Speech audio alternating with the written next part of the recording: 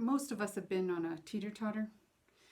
And what makes a teeter-totter really successful and fun is we have this equal distribution of weight. We have one person pushes up and the other sinks down, the other person pushes up and the other sinks down, and we have this playful nature between the two. We understand when each needs to play its role for the game to be fun. Now, if one person decides to stretch out their legs when they're on the downside and really pull their body weight back and keep the other person in the air, what ends up happening? The person in the air begins to emotionally unravel. This is very much like emotional intelligence in action, especially when we're trying to balance two really key skills in leadership and in life: empathy and assertiveness.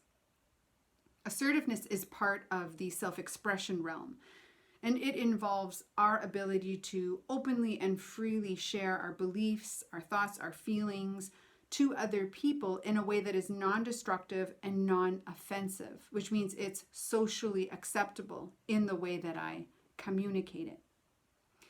Empathy is a supporting EQ skill set to my ability to be assertive. See, if I seek to understand someone else's perspective, then when I communicate my own, I'm going to be doing it in a way that is mindful of their interpretation of what I'm saying. Now, empathy as a balancing skill with assertiveness is all about understanding someone else's perspective, regardless of my beliefs, regardless of my experiences, regardless if what I think they're saying is ridiculous or is not truthful. It doesn't matter. Empathy is seeking the perspective, understanding that perspective, and then behaving in a way that is respectful to that understanding. So this balancing act in emotional intelligence is the key definer to being proficient in emotional intelligence. You can have all the empathy you want.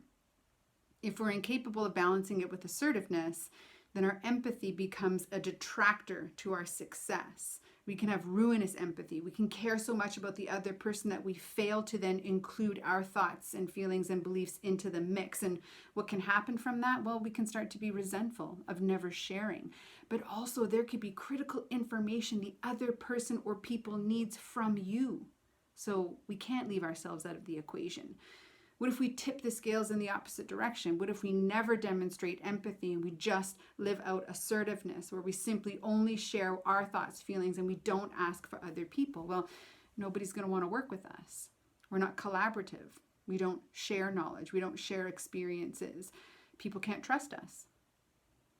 So join me next week in 2 separate EQ sessions, one dedicated to empathy and our power of listening skills, and the other dedicated to assertiveness, the power of us expressing in ways that are non-destructive and non-offensive. And dialing up these EQ skills will definitely contribute to your success in all relationships.